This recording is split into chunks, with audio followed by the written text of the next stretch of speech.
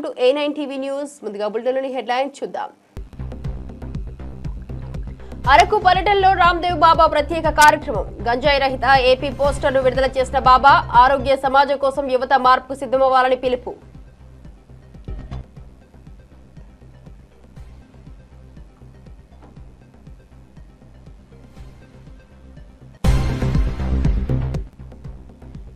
PV సేవలు చిరస్మరణీయమన్న Bhatti Vikramarka.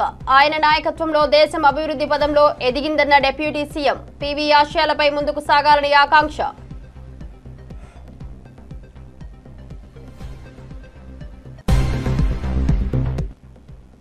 Super 6 పై Sharmila comments. బాబు, జగన్, పవన్ బీజేపీకి తొత్తులంటూ ఆరోపణ. కాంగ్రెస్ బలపడాల్సిన అవసరం ఉందన్న ఏపీ పీసీసీ చీఫ్.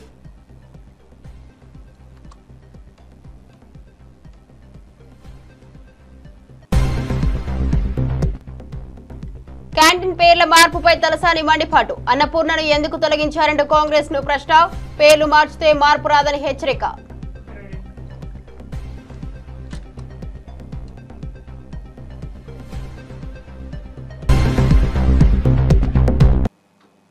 డీటెయిల్ చూస్తే నర్సీపట్నం మున్సిపాలిటీలో తడి చెత్త, పొడి చెత్త తరలింపుకై నూతన వాహనాలను ప్రారంభించారు. స్పీకర్ అయ్యన్న పాత్రుడు కోటి రూపాయల వ్యయంతో వాహనాలను కొనుగోలు చేసి ప్రారంభోత్సవం నిర్వహించారు.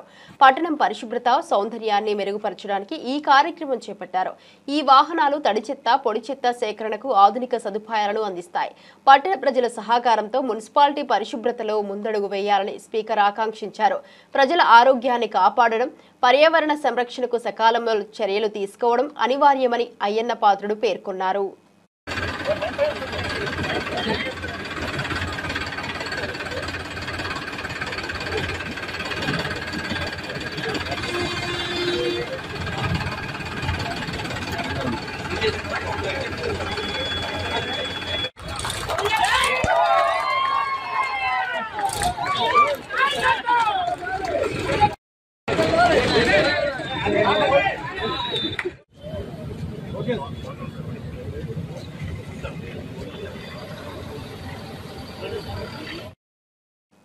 కూటమి ప్రభుత్వ పాలనలో ప్రజలు సంతోషంగా ఉన్నారని ఎమ్మెల్యే వేమిరెడ్డి ప్రశాంత్ రెడ్డి తెలిపారు. గత 5 ఏళ్లలో బుచ్చిపట్టణం అభివృద్ధి లేకుండా ఉండిందని, దశల వారీగా అభివృద్ధి చేస్తామని హామీ ఇచ్చారు. సూపర్ 6లో ప్రతి హామీని అమలు చేస్తామన్నారు. పట్టణ వాసుల సంక్షేమం కోసం అన్ని విధాల కృషి చేస్తామని, బుచ్చి ప్రాంతాన్ని అభివృద్ధి పదంలో ముందుకు తీసుకెళ్లేందుకు కట్టుబడి ఉన్నామని అన్నారు. ప్రతి ఒక్కరి సహకారంతో బుచ్చి పట్టణాన్ని మేలు చేసేందుకు ప్రయత్నిస్తామని, ప్రజల విశ్వాసాన్ని నిలబెట్టుకుంటామన్నారు.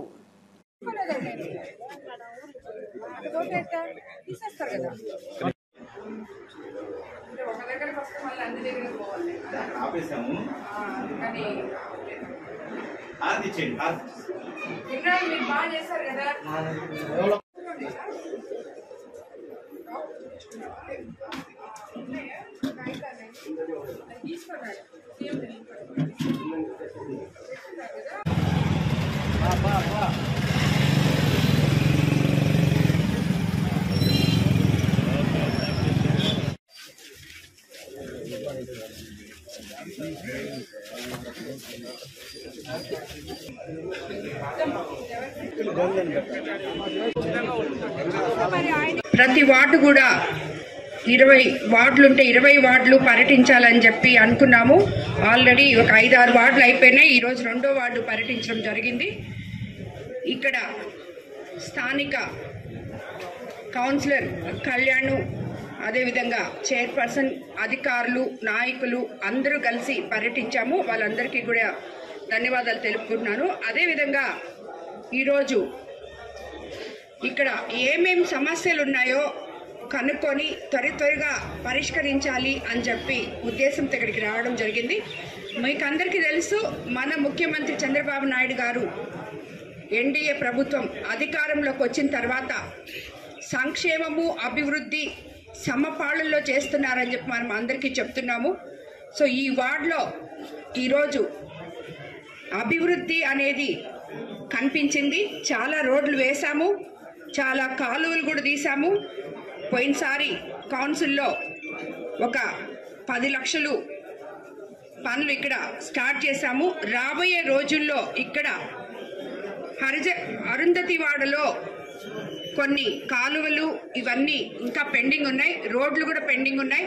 అవన్నీ కూడా రాబోయే రోజుల్లో పూర్తి చేస్తామని చెప్పి ఇక్కడున్న స్థానికులకి, స్థానిక నాయకులకి అందరికీ కూడా తెలియజేయడం అయింది. ఎందుకంటే ఇప్పటి వరకు గడిచిన సంవత్సరం రోజుల్లో మనము గత 5 సంవత్సరాల్లో ఎటువంటి అభివృద్ధి కానీ, ఒక తట్టమట్టి కానీ, ఒక రోడ్డు కానీ, ఒక ట్రైన్ కానీ లేక ప్రజలందరూ ఎంతో ఇబ్బంది పడుతున్నారు.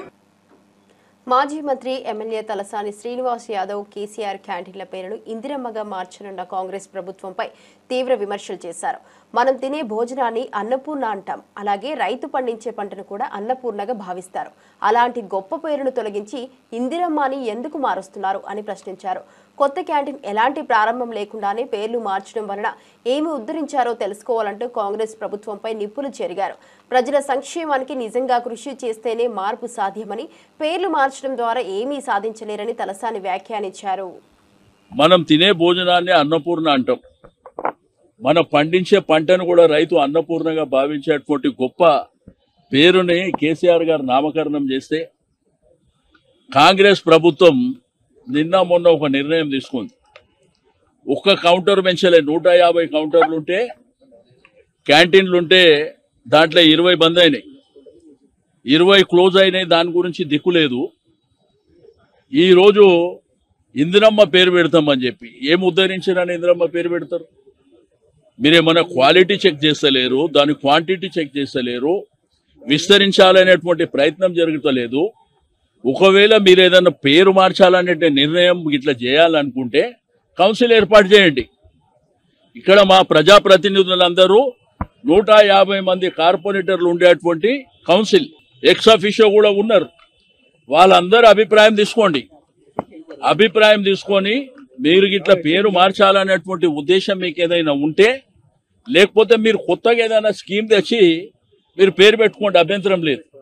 ఇది రెగ్యులర్గా అనేక సంవత్సరాల నుంచి జరుగుతున్నటువంటి కార్యక్రమాన్ని, పేదవాళ్ళు ఇష్టంగా భావించేటువంటి కార్యక్రమాన్ని, నిరుద్యోగులు ఇష్టంగా భావించేటువంటి కార్యక్రమాన్ని.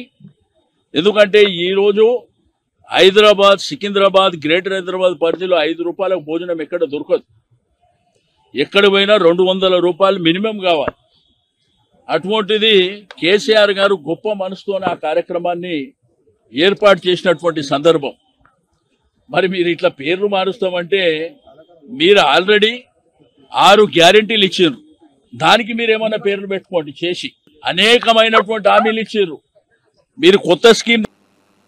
మొదటిసారి అరకు పర్యటించిన యోగా గురు రామ్దేవ్ బాబా గంజాయి రహిత ఆంధ్రప్రదేశ్ వాల్ పోస్టర్ను స్థానిక పోలీస్ శాఖతో కలిసి విడుదల చేశారు.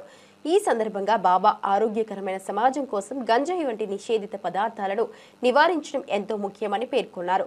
ఆంధ్రప్రదేశ్ ప్రభుత్వం మరియు ప్రజలు ఈ వ్యాప్తిని అరికట్టడంలో భాగస్వామ్యం కావాలని పిలుపునిచ్చారు. ఈ కార్యక్రమంలో స్థానిక పోలీసులు, ప్రముఖులు, భక్తులు పాల్గొన్నారు. యోగా మరియు ఆదర్శ జీవన శైలి ద్వారా యువతకు స్ఫూర్తిని అందించాలని, సామాజిక మార్పు కోసం ప్రతి ఒక్కరూ కృషి చేయాలని రామ్దేవ్ బాబా సూచించారు.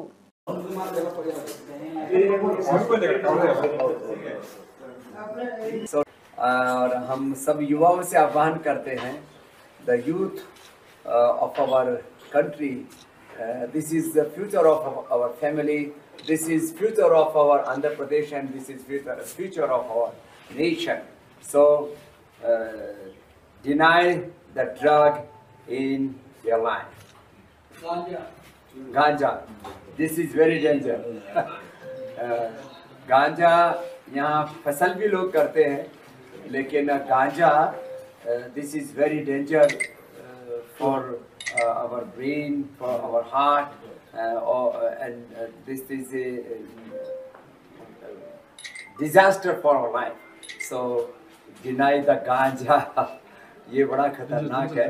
कुछ लोग भगवान शिव का प्रसाद मान करके पीते, लेकिन भगवान शिव समाधि में रहते थे. మాజీ మంత్రి హరీష్ రావు రేవంత్ రెడ్డిపై తీవ్ర విమర్శలు చేశారు. జాబ్ నోటిఫికేషన్ల పేరుతో యువతను మోసం చేస్తున్నారని ఆరోపించారు. బీఆర్ఎస్ పాలనలో ఏడాదికి 16,000 ఉద్యోగాలు అందించామన్నారు. నోటిఫికేషన్లు ఇవ్వలేక అబద్దాలు చెప్పడం సరికాదని అన్నారు.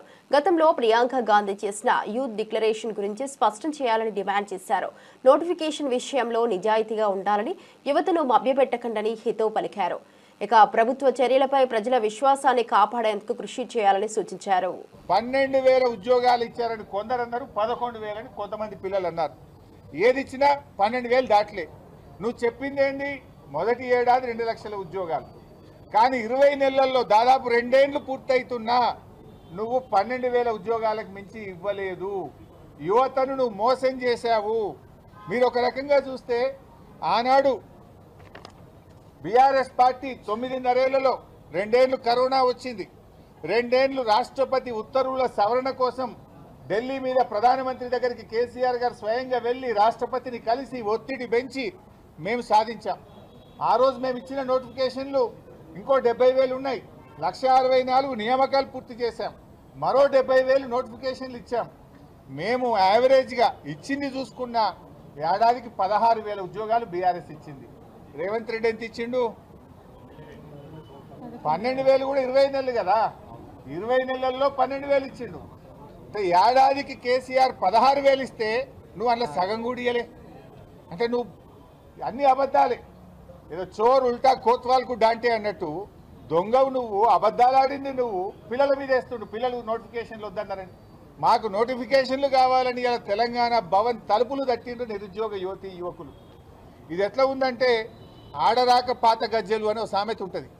నీకు నోటిఫికేషన్లు ఇయ్యే శాతగాక, నువ్వు నోటిఫికేషన్లు ఇవ్వక ఇవాళ నువ్వు నిరుద్యోగ యువతను మోసం చేస్తూ ఉన్నావు మిస్టర్ రేవంత్ రెడ్డి. ఇవాళ యూత్ డిక్లరేషన్ ఆనాడు స్వయంగా ప్రియాంక గాంధీ గారు సరూర్ నగర్ స్టేడియంలో మీటింగ్ పెట్టి యూత్ డిక్లరేషన్ చేశారు. ఆ రోజు ఏం చెప్పింది ప్రియాంక గాంధీ గారు? నేను ఇందిరాగాంధీ మనమరాలుగా మాటిస్తున్నాను, ప్రియాంక గాంధీగా మాటిస్తున్నాను, ఏడాది లోపల ఉద్యోగాలన్నీ ఇస్తా అని చెప్పి 5 అంశాలతో కూడినటువంటి youth declaration. APPCC chief YS Sharmila super 6 ను సూపర్ ఫ్లాప్ గా విమర్శించారు. 43 లక్షల మంది రైతులకు అన్యాయం చేయాలని చూస్తున్నారని ఆగ్రహం వ్యక్తం చేశారు. రాష్ట్రంలో బాబు, జగన్, పవన్ బీజేపీకి తొత్తులే అని ఆరోపించారు. బీజేపీ వ్యతిరేకంగా జగన్ ఒక్క ఉద్యమం కూడా చేయలేదని షర్మిల వ్యాఖ్యానించారు. రాష్ట్రంలో కాంగ్రెస్ పార్టీ బలపడాల్సిన అవసరం ఎంతైనా ఉందని పేర్కొన్నారు. రైతుల సమస్యలను పరిష్కరించడానికి, ప్రజల సమస్యలకు పరిష్కారం చూపడానికి కాంగ్రెస్ పార్టీ ముందుకు రావాలని కోరారు. ప్రస్తుత ప్రభుత్వం ప్రజల అంచనాలను అందుకోలేకపోతుందన్నారు.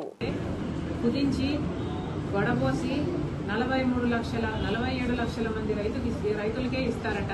మిగతా 45 లక్షల మంది రైతులు మీకు ఓట్లేస్తారు.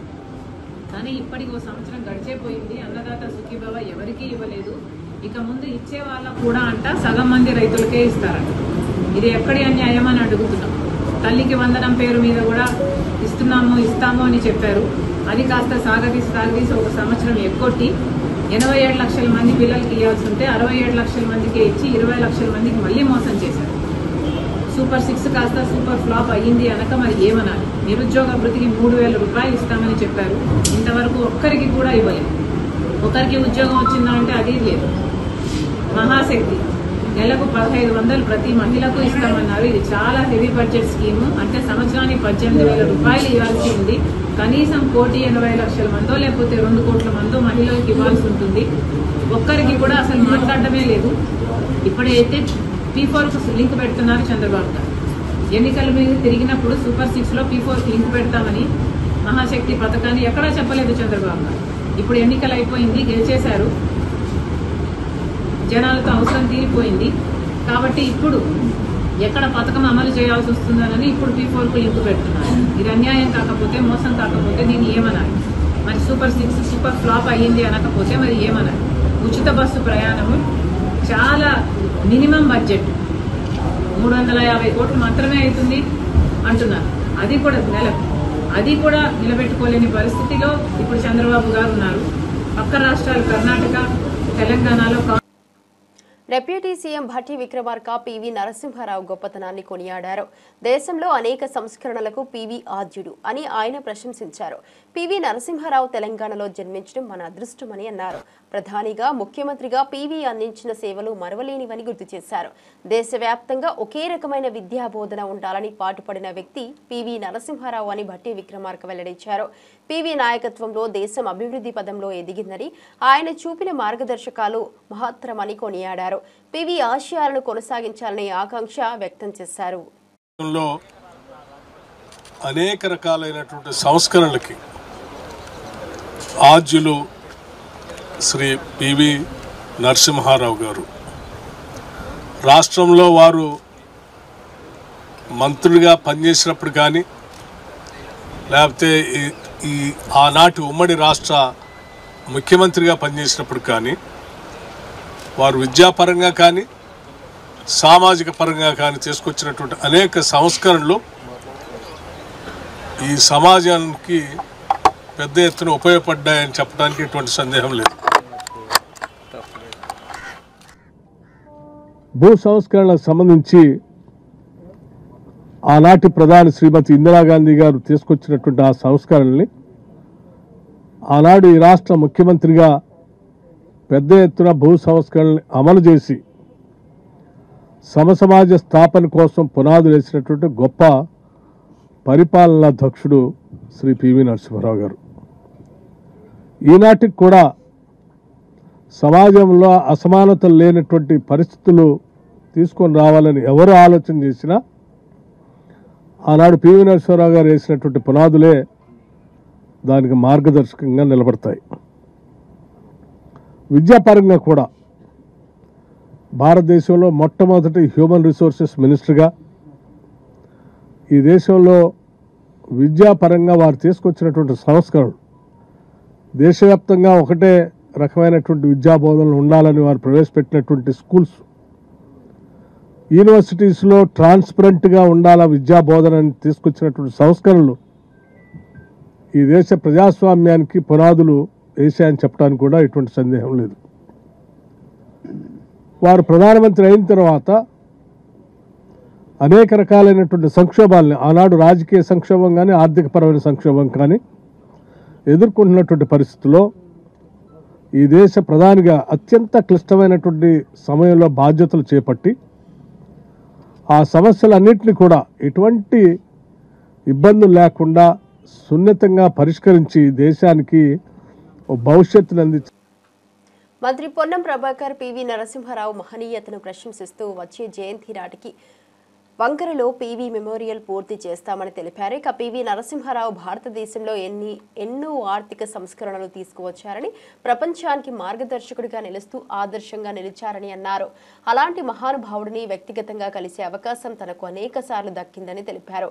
పివి తీసుకున్న అనేక గొప్ప నిర్ణయాలు భావితరాలకు మార్గదర్శకం కావాలని మంత్రి పొన్నం పేర్కొన్నారు. ఆయన ఆశయాలను కొనసాగించేందుకు ప్రతి ఒక్కరూ కృషి చేయాలని పిలుపునిచ్చారు. హుస్నాబాద్ శాసనసభ నియోజకవర్గం ఉమ్మడి కరీంనగర్ జిల్లాలో ఉంది. అటువంటి గ్రామం నుంచి ఎదిగి దేశ ప్రధానమంత్రిగా ఎదగడం, మరి ఈ ప్రాంత అందరూ కూడా తెలంగాణ బిడ్డగా వారిని అత్యంత గౌరవించుకునేటువంటి సందర్భంలో గతంలో కొంత ప్రయత్నం జరిగింది. వంగర గ్రామంలో వారి మెమోరియల్గా కొంత నిర్మాణాలు చేపట్టాలనే ప్రయత్నం జరిగింది, అది పూర్తి కాలేదు. ఇప్పుడు ఆ పనులన్నీ పూర్తి చేసే దిశలో కార్యక్రమం కొనసాగిస్తాను. వచ్చే జయంతి లోపల దాన్ని పూర్తిగా అన్ని హంగులతోటి ప్రజల ముందు తీసుకొచ్చి ఒక మెమోరియల్ గార్డ్తో పాటుగా నాలెడ్జ్ సెంటర్గా అక్కడ ఉండే ప్రాంతంలో అందరికీ కూడా ఈ ప్రాంత బిడ్డ ఏ విధంగా ఎదిగినాడనేటువంటి ఒక ప్రదర్శనతో పాటుగా అంతా ఇన్ఫర్మేటివ్ ఉండే విధంగా ఏర్పాటు చేస్తా ఉన్నాం. ఈ సందర్భంగా మరొకసారి మా అందరికీ ఆదర్శం, వారిని అనేక సందర్భాల్లో వ్యక్తిగతంగా కలిసేటువంటి అవకాశం వచ్చింది. మా జిల్లా ముద్దుబిడ్డ కాబట్టి కరీంనగర్ మా గురువు చొక్కారావు గారికి కూడా అత్యంత సన్నిహితంగా ఉండే సందర్భంలో అనేక సందర్భాల్లో కలిసినటువంటి మాటలు వారి యొక్క జ్ఞాపకాలను నెమరు వేసుకుంటూ వారు దేశంలో తీసుకొచ్చిన సంస్కరణలు భవిష్యత్ తరానికి కూడా ఆదర్శం. అందరూ ఈనాటి యువత కూడా పివి నరసింహారావు గారు ఏ విధంగా శ్రమపడి తన వ్యక్తిగత నాలెడ్జ్ తోటి ఇంతటి కాంపిటేటివ్ పాలిటిక్స్లో భారత ప్రధానమంత్రి కాగలిగినాడో ఒక స్ఫూర్తి కావాలని కోరుకుంటూ తప్పకుండా వారు తీసుకొచ్చిన సంస్కరణల ద్వారా ఆర్థిక సంస్కరణలు కానీ విద్యాపరంగా తెచ్చినటువంటి అన్నింటినీ ఈరోజు మాజీ సీఎం వైఎస్ జగన్ పై మంత్రి కొలుసు పార్థసారథి తీవ్ర విమర్శలు చేశారు. పేదలకు ఉపయోగపడేలా నిర్మించిన టిట్కో ఇళ్లను జగన్ తుప్పుపట్టేలా చేశాడంటూ ఆగ్రహం వ్యక్తం చేశారు. అమాయక ప్రజలను మోసం చేసి వారి పేరు మీద బ్యాంక్ రుణాలు తీసుకుని ఇబ్బందులకు గురి చేశారని ఆయన విమర్శించారు. టిట్కో ఇళ్లను నిర్లక్ష్యం చేయడం ద్వారా పేదలు అనేక కష్టాలకు గురి చేశారని ఆరోపించారు. ఇంకా ప్రజలకు ఇచ్చిన హామీలను నిలబెట్టుకోవడంలో జగన్ విఫలమయ్యారని పార్థసారథి అన్నారు. టిట్కో ప్రాజెక్ట్స్ ఉన్నాయి. కొన్ని దాదాపు 3-4 లక్షల మంది పేదవాళ్ళకి మంచి గృహవసతి ఏర్పాటు చేయాలని చెప్పేసి పట్టణ ప్రాంతంలో పేదలకి కొన్ని వేల కోట్ల రూపాయలు ఖర్చు పెట్టి దాదాపు 50 నుంచి 70% వరకు పూర్తి చేసిన బిల్డింగ్స్ని నువ్వు తుప్పుపట్టేటు చేసావే. తుప్పుపట్టేటు చేయటమే కాకుండా వాళ్ళని మోసం చేసి ఎవరికైతే ఇల్లు శాంక్షన్ చేయబడ్డాయో వారి పేరు మీద ఆ ఇల్లు పూర్తి చేయడానికని చెప్పేసి బ్యాంకుల నుంచి రుణాలు తీసుకుని ఎవరి పేరు మీద, ఆ లబ్ధిదారుల పేరు మీద మీరు రుణాలు సేకరించి బ్యాంకుల నుంచి ఆ రుణాలని ఆ ఇల్లు పూర్తి చేయడానికి వాడుకోకుండా మీ ఇష్టానుసారం వాడితే ఈరోజు ఆ బ్యాంకులన్నీ కూడా ఆ లబ్ధిదారులకి నోటీసులు ఇచ్చి వాళ్ళ సిబిల్ చెడిపోయే విధంగా చేస్తే ఆ నష్టానికి ఎవరు బాధ్యులు అని చెప్పేసి అడుగుతారని. పెద్దపల్లి జిల్లాలో మంత్రి శ్రీధర్ బాబు ఆధ్వర్యంలో అభివృద్ధి పనులకు శంకుస్థాపన చేశారు. 50 పడకల ప్రభుత్వ ఆసుపత్రి నిర్మాణానికి 22 కోట్ల రూపాయలు వెచ్చించనున్నారు. ఈ కార్యక్రమం సీఎం రేవంత్ రెడ్డి పెద్దపల్లి పర్యటనలో భాగంగా జరిగింది. అదేవిధంగా 162 కోట్ల రూపాయలతో నిర్మించనున్న రహదారి పనులకు భూమి పూజ నిర్వహించారు. ఈ ప్రాజెక్టులు ప్రజల సంక్షేమాన్ని ముందుకు తీసుకువెళ్లేందుకు, ఆరోగ్య రంగం మరియు రవాణా వ్యవస్థను మెరుగుపరచడానికి దోహదపడతాయని మంత్రి పేర్కొన్నారు. అభివృద్ధి కార్యక్రమాలను నిరంతరం కొనసాగిస్తూ జిల్లాను ప్రగతి పదంలో నిలపాలని లక్ష్యంగా ఉంచుకున్నారు.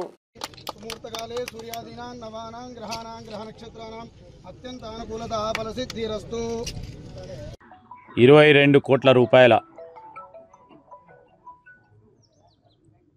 నిధులతో 50 పడకల ఆసుపత్రి నిర్మాణం చేపట్టడం జరిగింది.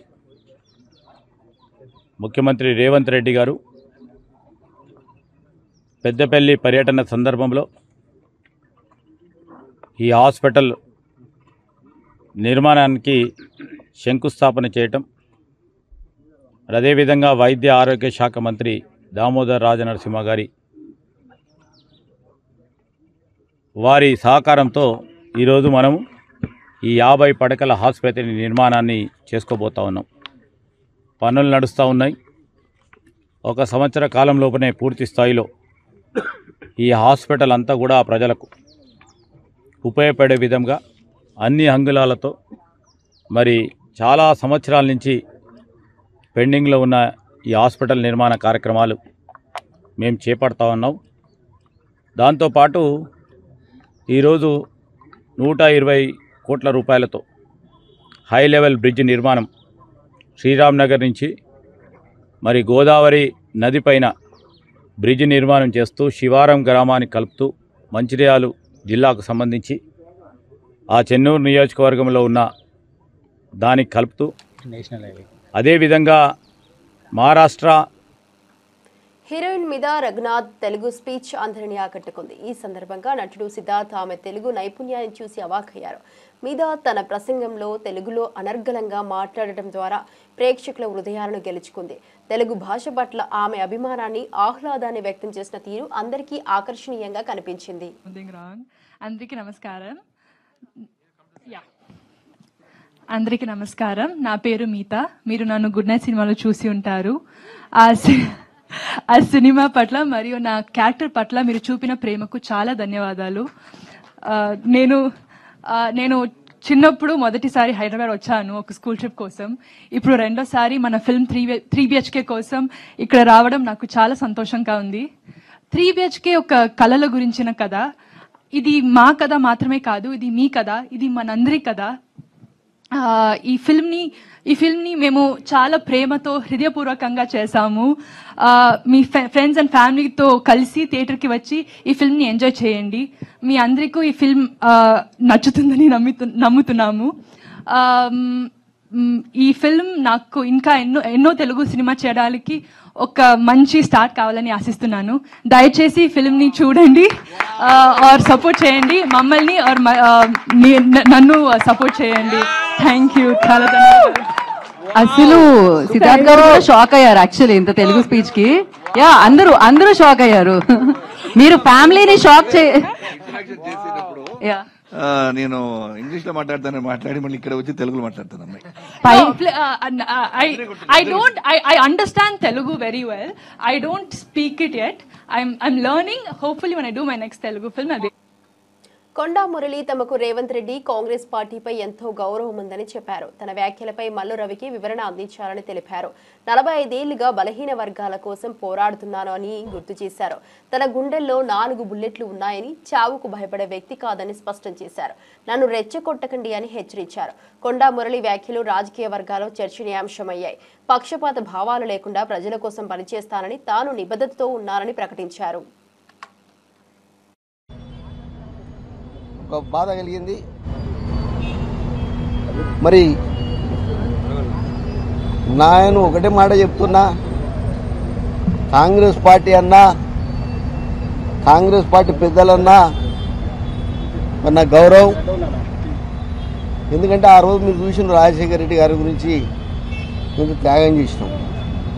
మరి ఈరోజు కూడా ఒకటే, రేవంత్ అన్న ఇలా ముఖ్యమంత్రిగా మళ్ళా ఉండాలని ఒక బీసీ నాయకుడు మరి మహేష్ కుమార్ నన్న పిసిసి అధ్యక్షుడు అయినందుకు మరి సంతోషపడుతూ ఇక్కడికి రావడం జరిగింది. నన్ను ఎవ్వరేం క్వశ్చన్లు అడగలేదు. మంచిదో చెడ్డదో అనేది నా అంతరాత్మ తెలుస్తుంది అంతే తప్ప దాన్ని బహిరంగంగా చెప్పాలి అనేది అంతరాత్మ మీకు సంబంధించిన విషయం. కానీ ఎదుటి వాళ్ళని కూడా హట్ చేయదు, వాళ్ళకు కూడా ఉంటుంది కదా అంతరాత్మ. అదేదో వివరణ వాళ్ళకి ఇవ్వడం జరిగింది. ఎవరికి ఇలా మల్లు రవణకు చెప్పడం జరిగింది. పొంగులేటిని టార్గెట్ చేస్తూ ఒక అంశాన్ని ప్రస్తావించారు. ఆయన అలా మామ రాజకీయాల్లో లేకుండా నేను చేశాను కాబట్టి ఇప్పుడు మమ్మల్ని ఇబ్బంది. కొండా మురళి అంత బలహీనుడా? పొంగులేటి ఫోర్స్ చేస్తే కొండా మురళి రాజకీయంగా ఇబ్బంది పడేంత బలహీనుడా? నేను బలహీన తిరుమల శ్రీవారిని కర్ణాటక మంత్రి హెచ్కే పాటిల్ మరియు సినీ నటుడు సమీర్ హసన్ దర్శించుకున్నారు. ఇక శ్రీ వెంకటేశ్వర స్వామి ఆశీర్వాదాలను పొందేందుకు ప్రత్యేక పూజలో పాల్గొన్నారు. ఈ సందర్భంగా ఆలయ అర్చకులు వారికి తీర్థ ప్రసాదాలు అందించారు. తిరుమల పర్యటనలో భాగంగా వారు స్వామివారి సేవలో పాల్గొనడం ద్వారా ఆధ్యాత్మిక అనుభూతిని పొందారు. ఇద్దరు తిరుమల దేవస్థానం నిర్వహణపై ప్రశంసలు కురిపించి భక్తుల విశ్వాసాన్ని మరింతగా పెంచేలా ఈ ప్రాంతం అభివృద్ధి చెందాలని ఆకాంక్షించారు.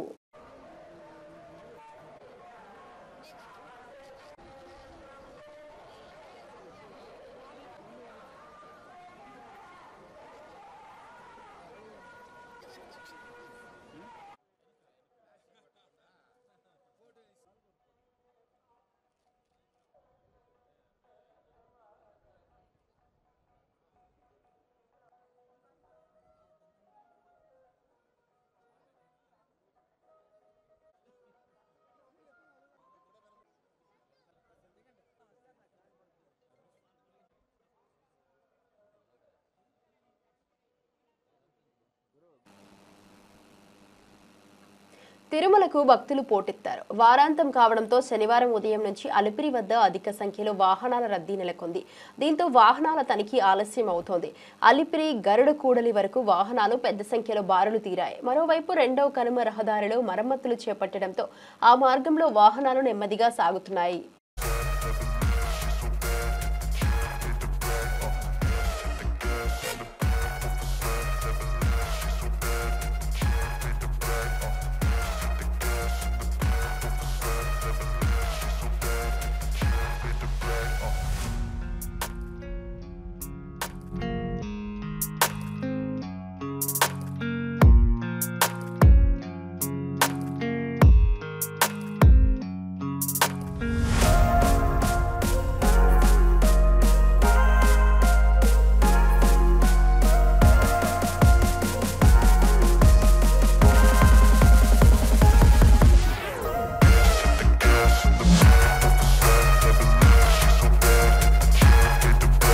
ఇవి ఇప్పటివరకు నా బులెటిన్ అప్డేట్ చూస్తూనే ఉండండి A9 TV న్యూస్.